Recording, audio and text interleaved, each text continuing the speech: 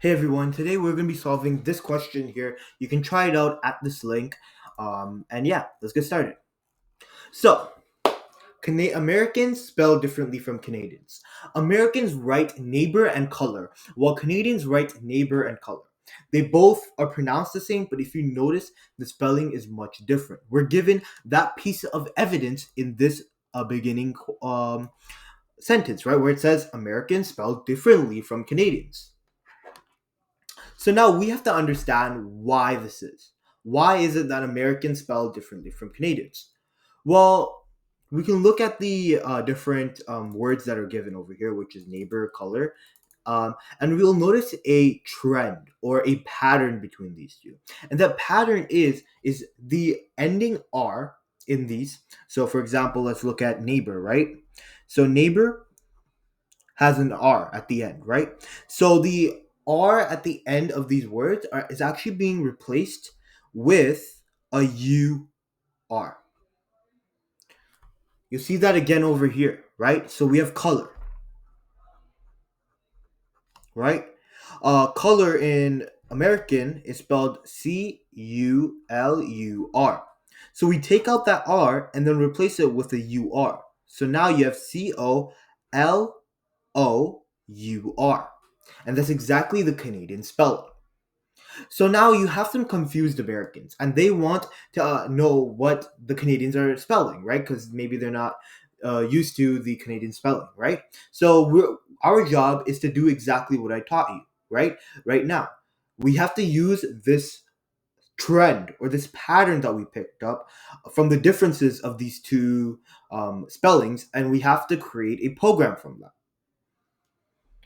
So now it's telling us how the program should behave. So a user should type a word. Okay? Now, if the word appears to use American spelling, the program should echo the Canadian spelling for that same word. If the word does not appear to use American spelling, it should be it should output without change. Sorry, it should output without change. Okay? And over here, as you can see, it's actually giving us a the trend that I just talked about above, right? So it's actually telling us the trend above. And if this was a more complex problem, like a more difficulty, like maybe J4 or J3, then it wouldn't really give us this bit because they want us to figure it out. But for in this case, they're giving it to us. But anyways, it's saying if the word has more than four letters and has a suffix consisting of the consonant followed by or, you may assume that it is un-American spelling. So what does this mean? Well, it's kind of exactly what I said. So for example, if you look at neighbor's spelling, right, in the American way, you have it like Neighbor. So basically all it's saying is that first of all, there's requirements to this. So first of all, your word has to have four or more letters. Second of all, it must have a suffix. Suffix essentially just means a string of characters that comes at the end of your word. And this suffix consists of O and R. So this must be at the end of your word. If these two conditions are fulfilled, you have yourself American spelling. So this is spelling that is done by an American. Now, if this is true, the equivalent Canadian spelling just replaces the OR, so the OR suffix, with a new suffix. And this new suffix will be OUR. So you're taking out the OR suffix that you had before, and then you're replacing it with the OUR suffix. Okay? Cool. So now you have these two different requirements that you need for American spelling, and then you know how to convert it into Canadian spelling. Now, if this is not true, if it's not American spelling, then you can assume that you can't translate it, so you're just gonna give back the same word. Okay, so for example, if we have a word such as car, right? This is spelled the same in Canadian English and also American English because it does not follow the rules that are specified in this program exactly, right? So then what you're gonna do is you're simply going to output the same word again. Okay, so you're gonna output car again. Okay, because there's no need to translate it. Okay, so let's go ahead and look at some sample inputs and outputs. So here you'll see that we actually have a sample input where we're looking at this. And if you notice at the second word, which is for, right? If you notice for, it's actually not being converted into Canadian spelling, right? You can see that we're just given the same word again, and that's because it does not fulfill both of the requirements. Both requirements for American spelling is that the word should have four or more letters. Here we only have three. So it doesn't matter that the suffix is an OR, right? The first commandment, or the first, I should say, requirement is not being fulfilled. So we just give back the same word because it's going to be spelled the same in both of the languages. Or both of the dialects, I should say, not languages. Same language. Okay? Now, there's also another thing we have to understand about this program, and that's going back into this paragraph here. This is actually going to be using an infinite loop. And the way that I know this is because what's happening here is over here, you'll see that it says when the user types this word here, the program should terminate. So this is now implying that this program will keep running until we get these characters or this word, right? So that means that we have to keep running this program continuously. What tool or what concept in computer science would let us do that? That's right, infinite loops. So that's why we have to employ an infinite loop to solve this problem. So let's go ahead and actually try this out now. So here you'll see that I actually have my code ready to go. And the first thing I'm going to do is I'm going to get into a while loop. So to do a infinite loop. So to do that, we have to just write while true. Essentially what this means is that while true, and it's always going to be input to true, right?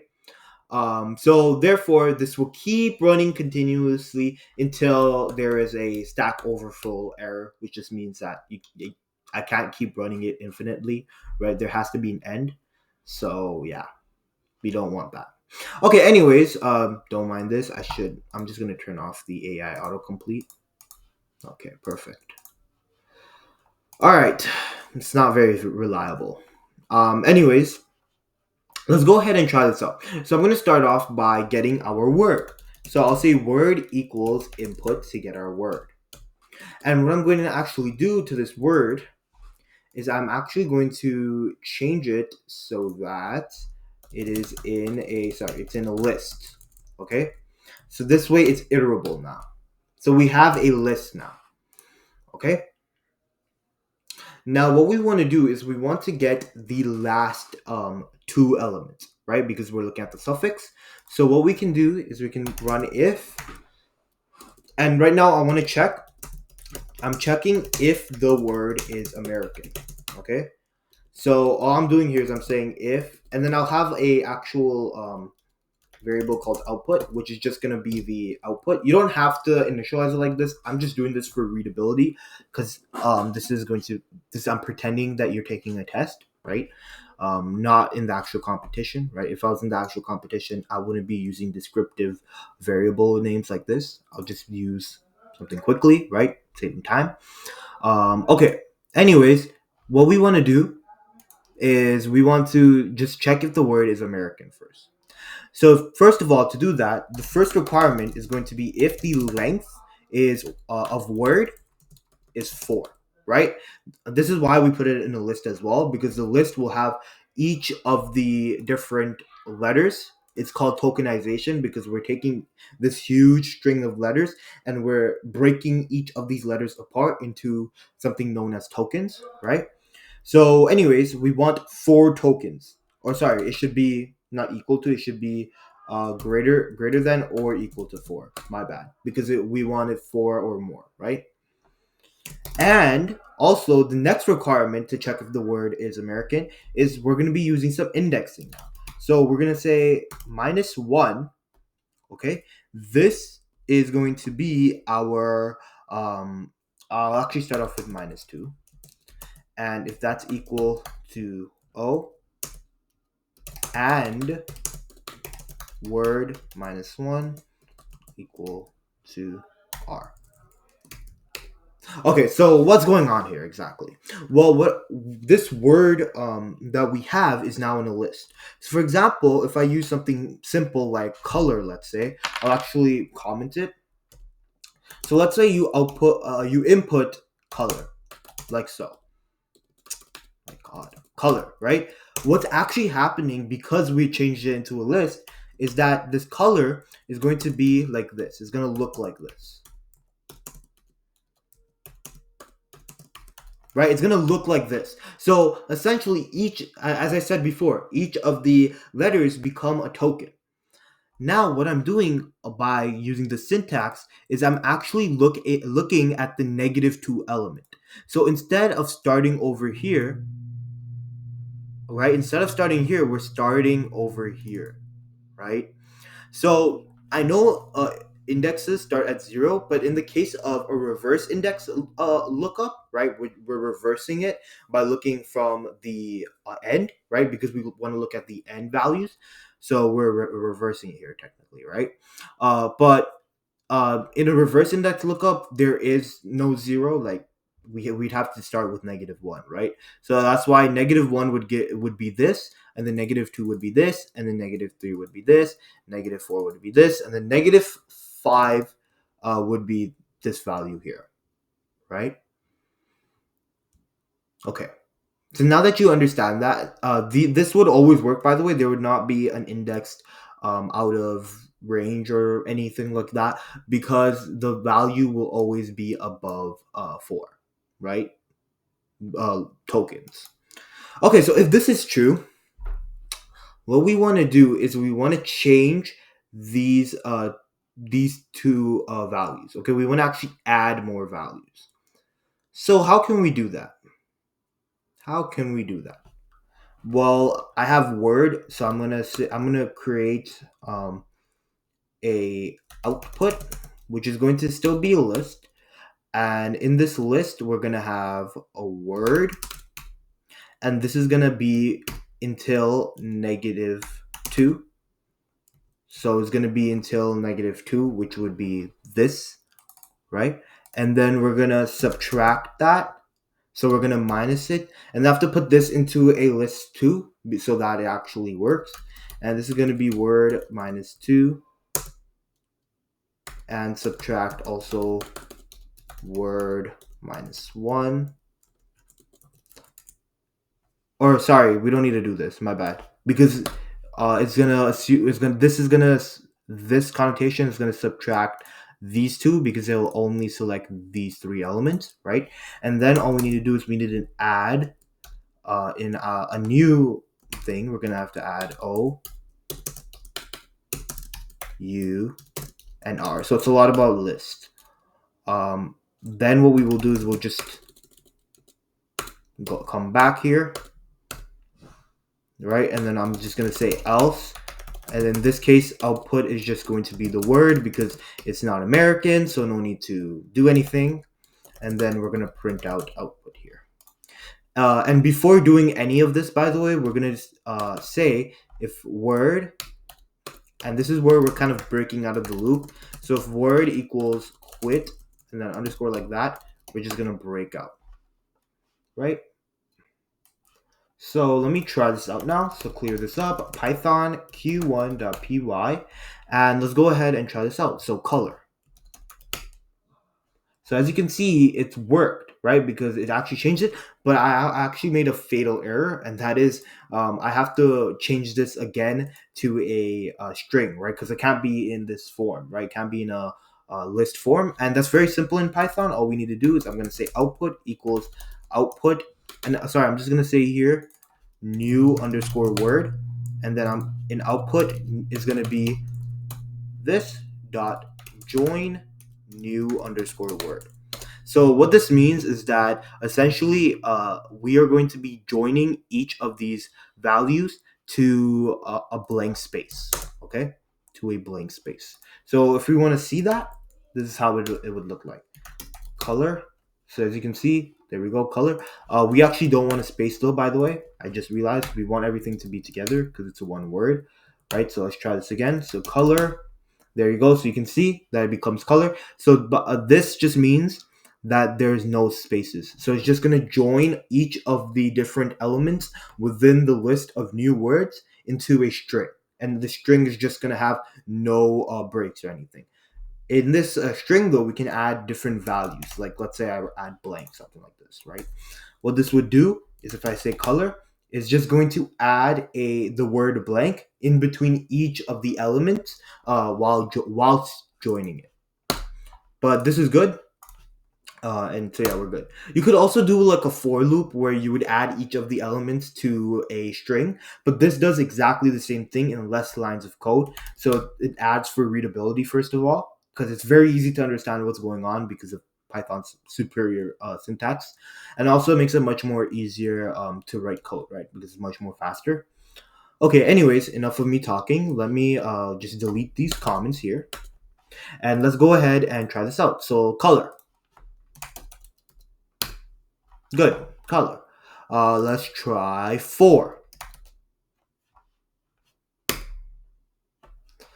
And so here, again, we are going to just have to join them. So output is going to equal this dot join word, because it's going to, it has to be a string, not a actual list. So let's try this again. So 4. Now, as you can see, it's 4 because, again, it's not an American word. Taylor, and that becomes the Canadian version. And then quit underscore, and watch what happens here.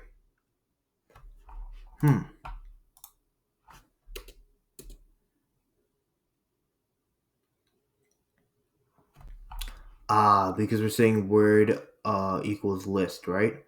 Okay, so we'll do the list thing later. Okay, I'll explain in a second why this is happening.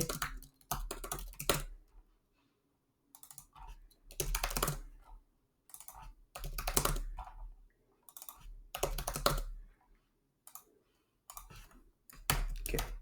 So the reason why when I said quit it didn't actually work is because the word, right, which is now here, but the word like this literal this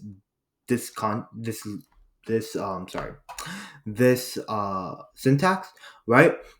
It actually produced a list. So since it's a list, it can't be a string, right? So we're comparing it to a string, so it's always going to be false, and therefore it wouldn't break. Now what I did was I actually have a input which is going to be a string, so it could include this. And then if this is not quit underscore, exclamation mark, then we would turn it into a list. So let me try this out now. So let's go ahead and do the same thing. So color.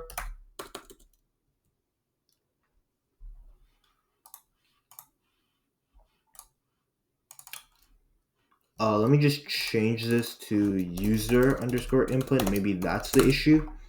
Because input might be like a keyword, and so that's triggering Python. This is saying over here, this is the issue, like the first line of code. So yeah, there we go. Okay, so then 4, and then Taylor, cool, and then quit underscore, and as you can see, that would terminate the program because it would break out of this for loop, or sorry, this infinite loop. Okay, let's go ahead and see how we would do on the actual test.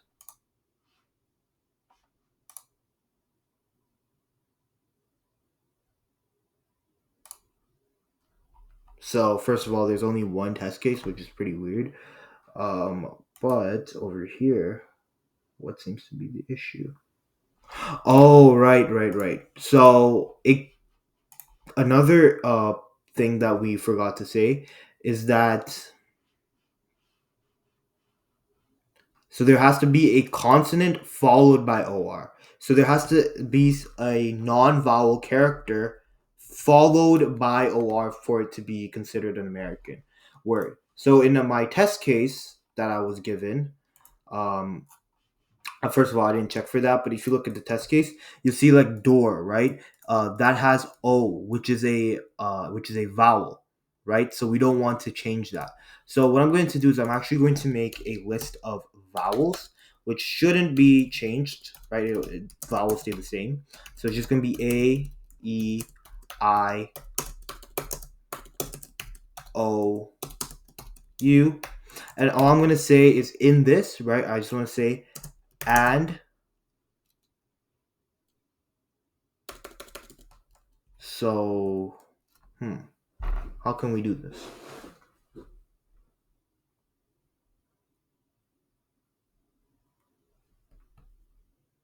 So maybe check for each one. So I can go for letter in a word if letter in vowels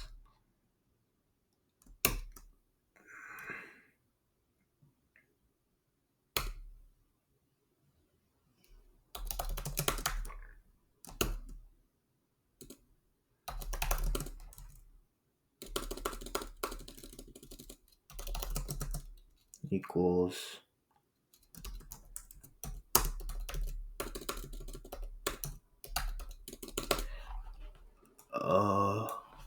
I'm just gonna say is underscore vowel, so like a flag, which would be true, and then we would break out of it as well because we don't need to look at it anymore. Oh wait. Sorry. We don't need to do that. My bad. I don't know what I'm thinking right now. All we need to do is we need to check for the third index. So it would be word -3, not in vowels. So let's try this out. So let me say door. Okay, perfect. Color. For Taylor quits. Perfect. So this way we're checking the third last element. So for example, looking at back at like color, right? That would become COLOR. So basically what we're doing is we want to check for the value before the suffix OR. So that would be this value here. And if you count here, because we want to look from the reverse side, because if we try to look from it from the regular order of just 0, 1, 2, 3, it would be unpredictable because we don't know how many how many letters there are. So we have to look at it from the reverse side. So you have -1, -2, and then -3. So that's where the logic comes from, right? Okay, perfect. So now this should work. So let me try that. Instructor. So instructor.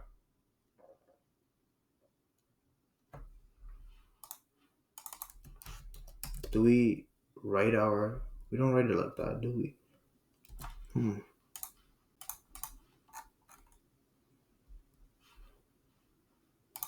So we have to treat y as well as a thing.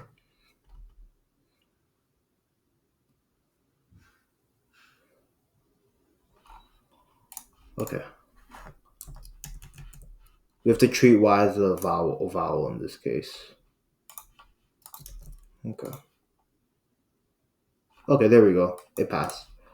Perfect. So first of all, it's very, very weak test cases. They should probably fix that, but there you go. It works now.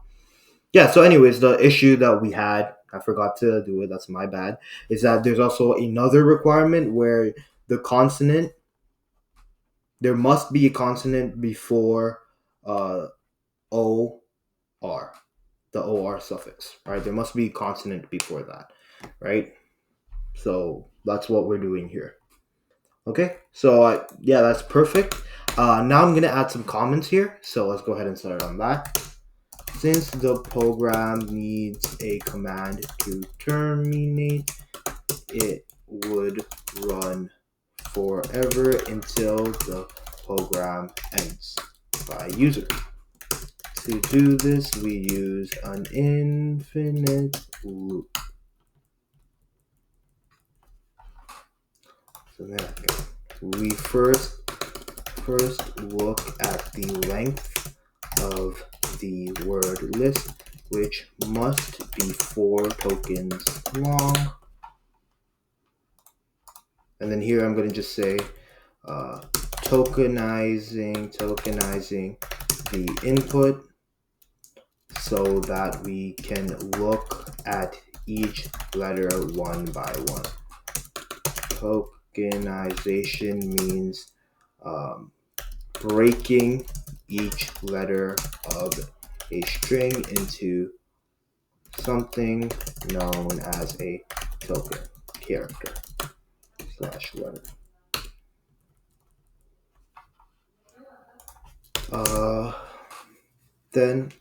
Then we check the reverse index for the list so we can check the last values, in which the last 3 have certain criteria to follow. For -2, second last index, it must be O, and the last index, -1, must be R. The third last value must be a consonant, which means it is the opposite of a vowel, so it should not be part of the vowel permitted list.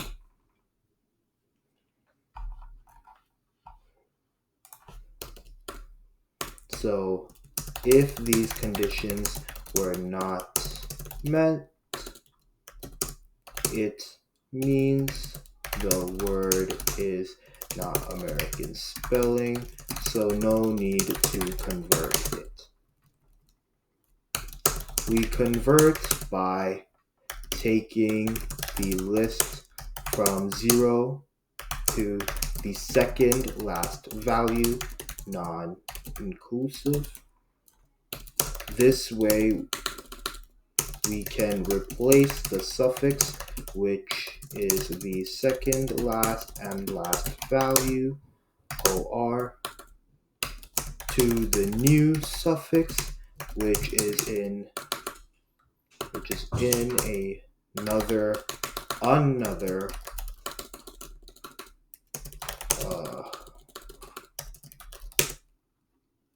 list of OUR.